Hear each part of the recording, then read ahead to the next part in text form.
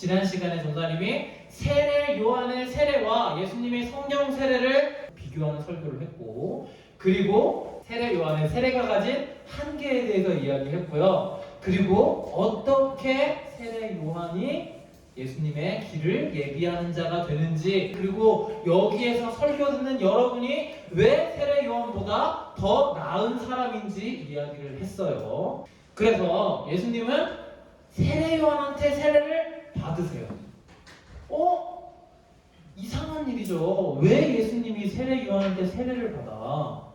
그걸 누구도 이상하게 여겼냐면 세례를 주는 세례 요한 역시 예수님이 나한테 와서 세례를 받을 존재가 아닌데, 사람이 아닌데 왜 나한테 세례를 받지? 라고 해서 한번 거부를 합니다. 마태복음 3장에 이렇게 써 있습니다. 요한이 말려 이르되 내가 당신에게서 세례를 받아야 할 터인데 당신이 내게로 오시나이까? 이렇게 이야기를 하니까 예수님이 이렇게 대답을 합니다. 대답하여 이르시되 이제 허락하라. 우리가 이와 같이 하여 모든 의를 이루는 것이 합당하니라 라고 이렇게 말씀하시자 그때야 요한이 세례를 주는 것을 허락했다고 우리 마태복음에 써있죠. 그리고 이어지는 말씀이 바로 예수님이 마귀에게 시험 받으시는 장면이에요. 여러분 이상하죠? 왜 예수님이 세례 요한에게 세례를 받으실까? 예수님 세례 안 받아도 될 것 같은데, 이런 의구심이 들어야 돼요. 그리고 그 세례 받는 장면과 오늘 시험 받는 장면은 연결이 되어 있어요. 예수님께서 왜 세례 요한의 세례를 받으셔야 하는가? 우리 설교 말미에 설명을 다시 드릴 거예요. 자, 그래서 오늘 말씀에 보면 예수님이 어떻게 마귀에게 시험을 받으러 가시는지 이렇게 써 있습니다. 예수께서 성령의 충만함을 입어 라고 써 있어요. 자, 근데 마태복음에는 뭐라고 써 있냐면, 여러분 보시는 바와 같이 이렇게 그때에 예수께서 성령에 이끌려 라고 써 있단 말이에요.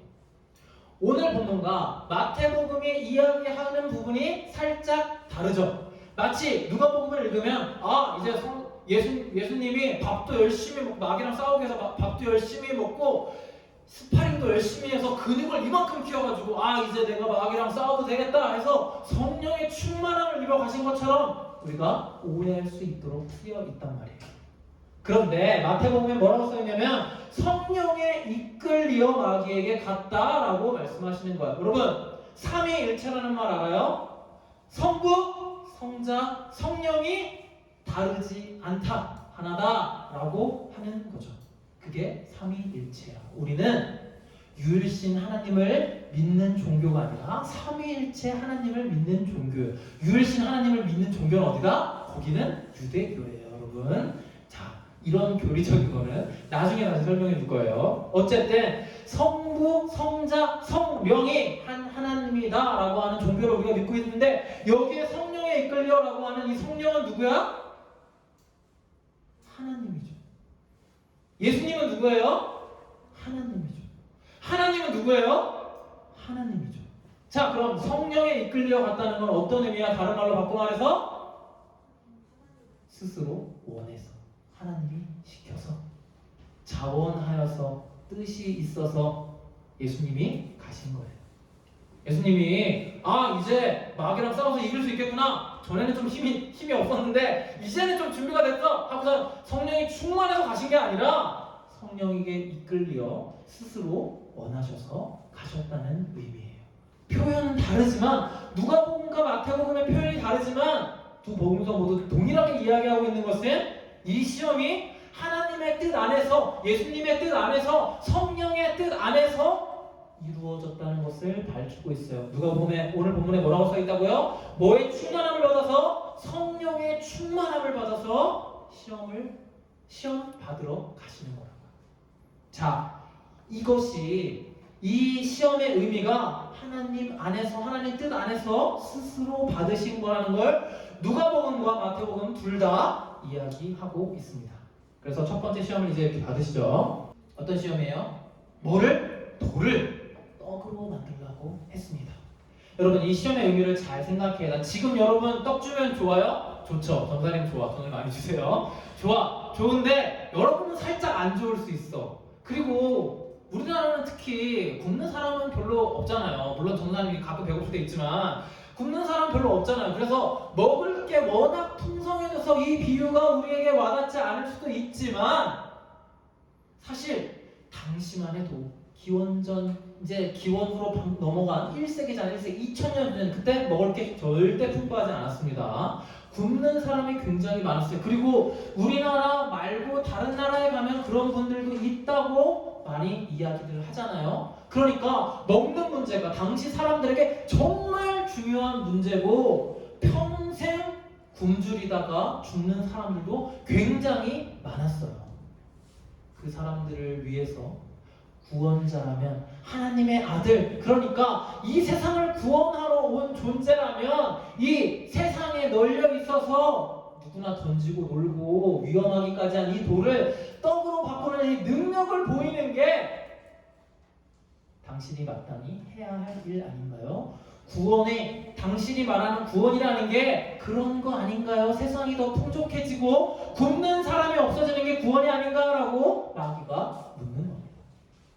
마귀는 예수님한테 능력을 보이라고 이야기를 합니다. 그런데 이 시험이 능력을 보이냐 마냐, 하나님의 아들로서 능력을 보이면 하나님의 아들이고 능력을 못 보이면 하나님의 아들이 아니다 라고 하는 시험이 아니라는 걸 누가 알았어? 예수님은 아셨어요. 그렇기 때문에 마귀에게 이 돌을 떡덩이가, 빵이 혹은 어떤 음식이 여러분들이 좋아하는 치킨이 되게 그 능력을 보여주신 게 아니라 이 시험의 진정한 의미를 간파하시고 그리고 마귀에게 이 시험을 통과하기 위한 방법을 알려주신 거예요. 과연 누구한테 알려주셨을까요? 누가 알게 하셨을까요? 자, 우리는 세상에 먹을 것이 많아지고 자원이 많아지고 다른 말로 돈이 많아지면 가난한 사람이 없어질 거라고 생각을 합니다. 예수님은 이 가난의 문제, 배고픔의 문제, 어떤 사람은 엄청나게 부자고 어떤 사람은 너무 찢어지게 가난한 이 상황을 어떻게 해결할 수 있다? 떡을 많이 만들어서 하늘에서 비처럼 음식이 쏟아지면 과연 여러분 기아가 해결될까요? 그렇지 않아요.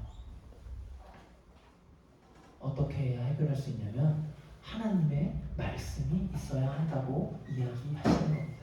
능력의 문제가 아니라 마음의 문제라고 말씀하시는 거예요. 그래서 기록된 바 뭐라고 써있다고요? 기록된 바 사람이 떡으로만 살 것이 아니다 라고 하신 말씀은 야, 세 끼 먹을 거 두 끼만 먹어 이 말씀이 아니라 지금 중요한 문제, 마귀 너는 떡의 문제라, 능력의 문제라, 돈의 문제라, 자원의 문제다라고 이야기하고 있지만 사실 이미 하나님이 우리에게 공급하시면 충분해. 이미 충분하고 넘치고 남아. 근데 뭐가 문제야? 사람들의 마음이 없는 거죠. 우리나라 다 1인 1주택 할 수 있을 만큼 집이 많아. 근데 왜 서울에는 내 집이 없지? 왜 없어요? 사람들의 마음에 문제가 있는 거죠. 그래서 이 세상의 어려움, 이 구원을 해결할 문제는 공급을 많이 늘리는 게 아니야. 사람들이 다 먹을 수 있도록 그 음식이 엄청나게 남으면 어떻게 하는지 아십니까? 어떤 권력자가 그걸 싹 걷어들여서 자기 권력으로 사용하게. 바로 그 마음의 문제라는 거예요. 첫 번째 시험에서 예수님은 하나님이 이 땅 가운데 충분히 공급하지 않으시니까 하나님한테 문제가 있으니까 이 세상이 너무 가난하고 사람들이 힘든 거야. 네가 구원자로서 이 세상을 구원하고 싶다면 돌들을 떡덩이가 되게 하는 이 기적의 능력을 통해서 이 세상의 위기를 해결해봐 라고 제안을 했던 거죠. 자, 두 번째 시험 어떤 의미예요? 어떤 시험이었냐면 자 6절과 7절에 나와 있죠. 이르되 이 모든 권위와 그 영광을 내가 내게 주리라. 이것은 내게 넘겨준 것이므로 내가 넘김을 받았다, 넘겨받았다 라는 의미죠. 넘겨준 것이므로 내가 원하는 자에게 주노라. 어떤 의미냐면 내가 이미 이 세상의 권한을 다 넘겨받았어. 그래서 예수 너한테 이 모든 권위와 영광을 넘겨주면 예수님 뭐 안 하셔도 돼요? 예수님 뭐 안 하셔도 돼? 십자가에 안 가셔도 되는 거죠. 자, 이건 무엇을 의미하냐면 구원의 방법이 꼭 십자가만 있니? 이렇게 고통스럽게 십자가를 지지 않아도 나에게 뭐 하면? 절 한번 하면, 자, 이건 여러분 예수님이 그래도 예수님이 하나님의 아들인데 자존심이 있지 무슨 절을 해 마귀한테, 이런 문제가 아닌 거예요. 마귀가 제안한 건 이 십자가의 방법이 아니라 다른 방법을 택해서 세상을 구원해라 라고 제안을 한 겁니다.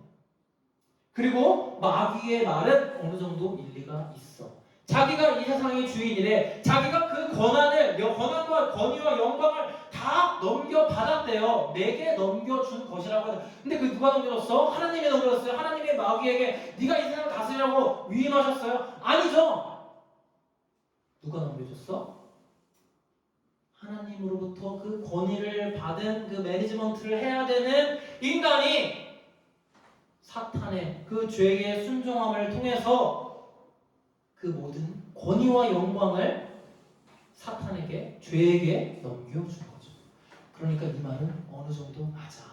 세상의 죄가 관영한 이 세상 속에서 이 세계가 공중권세자분자 곧 마귀의 권위와 영광에 눌려있는 게 맞아요. 그럼 그 권위와 영광을 예수님한테 넘겨주면 예수님이 그 권위와 영광을 누리게 되고 이 세상이 구원받을 거 아니에요. 마귀가 그 과정을 설명한 겁니다. 십자가를 힘들게 지지 말고 내가 너에게 그 권위를 넘겨줄게. 그러면 너 나한테 절 한 번만 하면 그 모든 거래가 성립이 되는 거다 라고 예수님한테 제안을 하신 거죠. 이게 두 번째 시험에 대한 우리가 알고 있어야 되는 배경식 전제가 되는 것입니다. 죄의 뜻에 따르면 그 모든 영광과 권위가 너의 것이 된다. 그 방법으로 세상을 구원하고 좋은 일 많이 하고 칭찬받을 일 많이 해라 라고 이야기를 하는 것이에요. 자, 고린도전서에는 뭐라고 써있냐면 우리는 십자가에 못 박힌 그리스도를 전하니 유대인에게는 거리끼는 것이요 이방인에게는 미련한 것이다 라고 이야기를 합니다. 유대인은 나무에 걸려서 죽은 사람은 저주를 받은 사람이다 라고 생각을 했고, 헬라인들 그러니까 이방인들은 십자가에 못 박혀 죽은 예수를 그저 실패한 정치 지도자라고 생각을 했어요. 하지만 이 미련해 보이는 십자가라는 방법으로 하나님이 우리를 구원하셨습니다. 다른 길을 택하신 게 아니라 하나님의 방법을 택하신 거예요. 그래서 예수님이 이렇게 말씀하시죠. 기록된 바 주 너의 하나님께만 경배하고 다만 그를 섬기라 라고 이렇게 말씀하신 이유는 하나님의 방법이 아닌 십자가의 방법이 아닌 것으로 구원을 시도하지 않겠다라고 선언하신 겁니다. 그게 오직 주만 섬기는 예수님의 방식인 거죠. 그렇다면 여러분들에게 순종은 뭐예요? 여러분들에게 하나님의 뜻을 따르는 것은 무엇입니까? 여러분들도 이렇게 예수님처럼 가시면류관 쓰고 피 철철 흘리면서 내가 구원을 예수님 하나님의 뜻을 따르겠습니까? 할 거예요? 아니, 여러분들은 그럴 필요가 없어요. 그건 예수님에게만 국한된 순종이야. 그럼 여러분들은 어떤 순종을 해야겠어요? 여러분의 삶의 자리에서? 그래, 그게 바로 여러분들이 하나님으로부터 받을 뜻이에요. 각자 사람들이 다 달라. 전도사님이 받은 하나님의 뜻이 다르고 예수님이 받은 하나님의 뜻이 다르고 여러분들이 받은 하나님의 뜻이 다르다는 거예요. 그래서 예수님이 뭐라 그랬어? 나는 나의 십자가를 지고 갈 테니 너희는 너희의 십자가를 지고 가라고 하셨죠. 어떤 게 더 큰 게 아니에요. 저기 목사님은 무슨 성도가 3만 명이래. 저 목사님 유대야. 이 목사님은 성도가 1000명밖에 안 되네. 목사님 별론가 보다. 이런 게 아니라는 거야. 목사님 하나님 말씀을 전하는 귀한 일을 하니까 아주 하나님의 일을 잘하고 있구나. 나는 그냥 직장 생활에서 연봉 3천만 원 받고 그냥 일을 하는데 이 정도는 아무것도 아니겠구나 라고 생각할 게 아니라는 거예요. 각자 맡고 있는 하나님의 사명, 그러니까 하나님이 우리에게 각자 주신 그 길이 다 서로 다르다는 겁니다. 예수님은 근데 자기가 받은 소명, 십자가의 그 소명 대신에 하나님이 주신 그 소명 대신에 다른 방법을 택하길 원하지 않으셨어요. 많은 사람들이 모두 비난하고 그리고 다 잘못된 길이라고 했지만 그럼에도 불구하고 말입니다. 자, 세 번째 시험은 4장 9절에 나와 있습니다. 4장 9절에 세 번째 시험.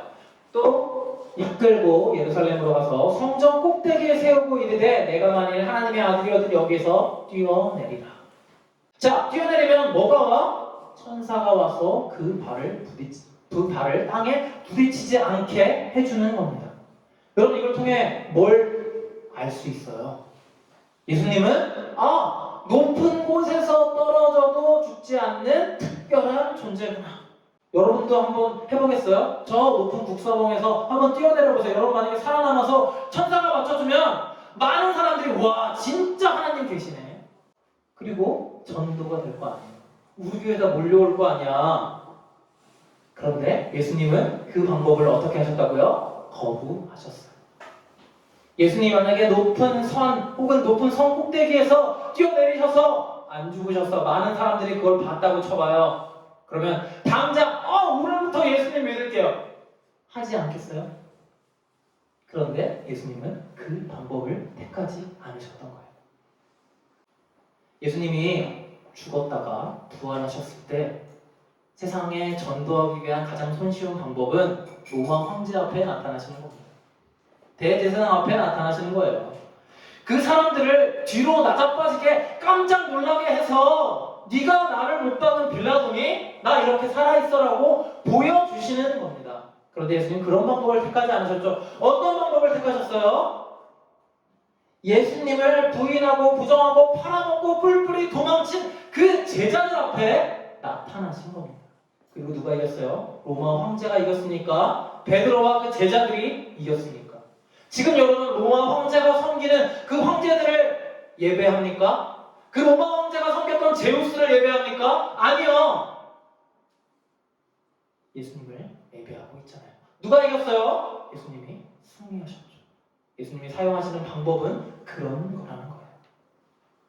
여러분들 SNS, 팔로워, 여러분들 인기, 그리고 돈, 하나님을 전하고 세상에 복음을 전할 수 있는 그런 유능하고 여러분들이 생각했을 때 정말 합리적이고 이성적이고 좋은 방법들이 많은 것 같아. 그런데 하나님이 그런 방법들을 사용하지 않으시고 누구를 사용하신다고요? 저와 여러분들을 사용하시는 겁니다. 옛날에는 전도사님이 어릴 때만 해도 여러분 나이 때만 해도 그런 이야기를 많이 했어. 여러분 하나님을 믿는 여러분들 공부 열심히 해서 서울대 가서 높은 사람 돼서 MBC 문화방송부 사장 돼서 힘을 갖고 권력을 가져서 그리스도를 전파하세요 라고 이야기를 많이 했습니다. 우리나라에 전 세계에서 가장 큰 교회가 있어요.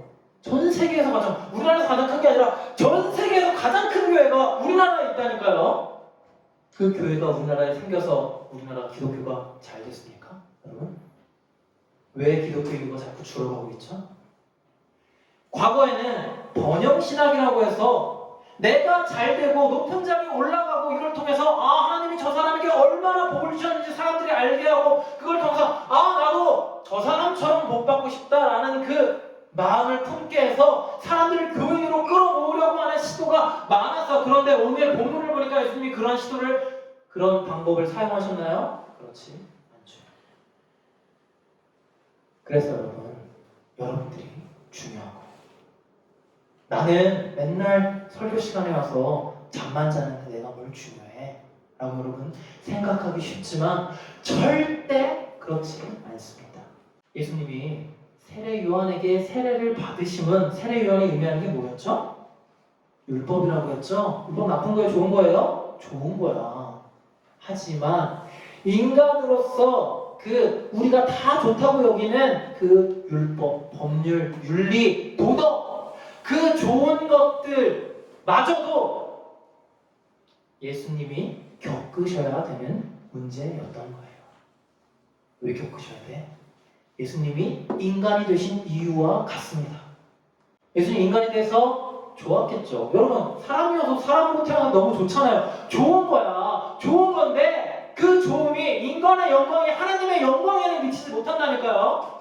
예수님은 이 땅 가운데 인간으로 참 좋은 곳으로 오셨지만 하나님의 영광에는 이르지 못하는 아주 하나님의 비교에서는 정말 무가치한 존재로 이 땅 가운데 오신 거예요. 그러니까 하나님이 경험해야 될 것은 이 세상의 고통뿐만이 아니라 사람들이 좋고 다 따르고 원하고 이루어야 할 것만 같은 그 도덕, 그 윤리, 그 선한 세계마저도 예수님을 통과해서 예수님이 완전하게 사람의 대표로, 인간의 대표로 그 앞에 서셔야 되는 겁니다. 그래서 예수님 뭐라고 하셨어요? 이를 통하여 모든 의를 이루라. 의를 완전하게 하라 라고 말씀하신 거죠. 그리고 오늘 이렇게 시험을 받으시는 거예요. 예수님이 시험 받은 장면을 통해서 우리는 떡의 문제, 그리고 우리의 인기의 문제, 그리고 십자가의 아닌 길, 다른 길로서 하나님의 구원을 이루고자 하는 우리의 마음이 있다는 사실을 알았어요. 그리고 예수님이 우리에게 도전하시는 겁니다.